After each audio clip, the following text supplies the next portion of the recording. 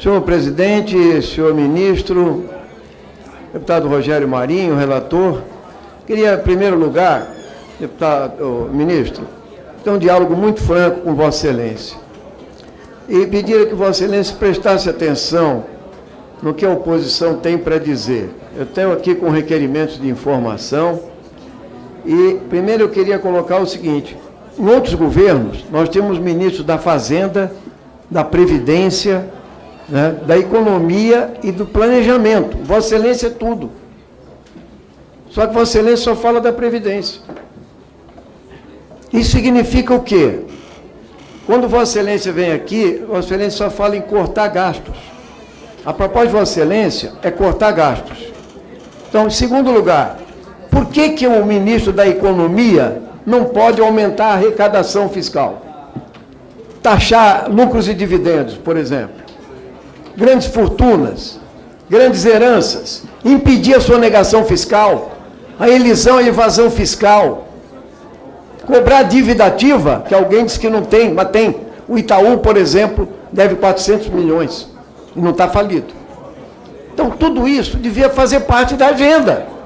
A segunda questão, ministro, é óbvio que o sistema de repartição previdenciário, ele também distribui renda. Ele volta com impostos. Ele é um distribuidor, o maior sistema de distribuição de renda no Brasil. Isso significa o quê? Que circula dinheiro, que aumenta o comércio, que aumenta a indústria, gera emprego, consumo. Tudo isso não é levado em consideração, porque só se fala em gastos. E aí vem essa proposta, que eu acho que não foram dados os números ainda. Ainda não temos os números, deputado Marinho. O número que eu queria é o seguinte: é 850 bilhões que vão tirar de quem ganha até 2, 3 salários mínimos. Detalha isso lá. Por exemplo, eu quero que o ministro me responda. Por que o abono salarial, até 2 salários mínimos, ministro, entra como previdência? 170 bilhões de reais? Para esfolar quem? O pobre. O excluído. Quanto é ali no gráfico, exatamente isso que interessa? Quando aumenta a idade, quando vai para 40 anos de contribuição no país da informalidade e do desemprego, quanto é que se arrecada? Então, não dá para dizer que quem vai pagar a conta são os ricos. É mentira. Porque Vossa Excelência acabou de dizer, se tiver 600 bilhões, entende? Não dá para fazer muita coisa. Mas, se for, por que Vossa Excelência não faz só os privilegiados, então, que o senhor chama de privilegiados, serviço público de alta intensidade, eu vou chamar, que 86% dos servidores públicos da nação, municípios e estados, ganham até 2 salários mínimos. Então, é isso que Vossa Excelência está falando. Por isso, ministro, eu fiz um requerimento, primeiro, dizer da capitalização na Argentina. Isso é para o Samuel Moreira, meu deputado, Marinho, também foi do PSDB, está aqui, ó. Eu estou com uma declaração do insuspeito Ministério da Previdência Social do Fernando Henrique Cardoso. E ele fala: a crise argentina de 2001 está estruturalmente relacionada aos impactos fiscais da privatização da Previdência. Quem disse isso foi o Ministério do Fernando Henrique Cardoso. Segundo, a passagem do sistema de repartição para capitalização tem apresentado elevados custos de transição, inviabilizando o equilíbrio das contas públicas. Para financiar esse rombo provocado pelos custos da transição, o governo argentino recorreu ao endividamento junto aos próprios fundos de pensão. Tem mais coisas aqui que eu não tenho tempo para ler, ministro. Mas o mais importante aqui é o seguinte: eu fiz um requerimento de informações junto com a minha bancada ao senhor. Faz as seguintes perguntas: qual base de dados e equações de cálculo das projeções do custo de transição para o regime de capitalização?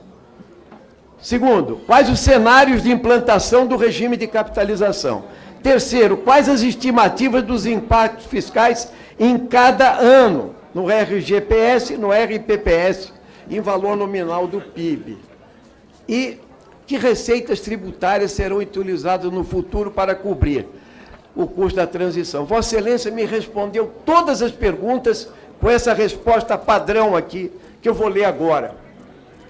Somente a aprovação da lei complementar a que se refere o artigo 201, introduzido na PEC 6, será estruturado o modelo do regime de capitalização com estabelecimento de suas variáveis e regras, ocasião em que, definidos os marcos para a implantação desse sistema, será possível identificar a trajetória de evolução da receita previdenciária no regime de repartição do RGPS e RPPS.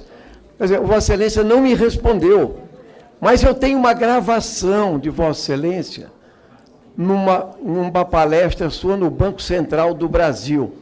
No Banco Central. O senhor diz o seguinte: precisamos de 1 trilhão para ter potência o suficiente para pagar a transição. Isto está bem trabalhado, está bem simulado, e por isso a gente precisa de 1 trilhão. Mas o senhor não mandou para a Câmara. Isso significa, sabe o quê, ministro? Vossa Excelência é inexperiente politicamente. No artigo 50, a mesa da Câmara dos Deputados e do Senado pode encaminhar requerimentos por escritos. E considera-se crime de responsabilidade a recusa, o não atendimento ou informação falsa. Eu considero essa resposta uma informação falsa. O senhor cometeu crime de responsabilidade. Essa transição, vocês têm o cálculo, mas não mandaram para cá.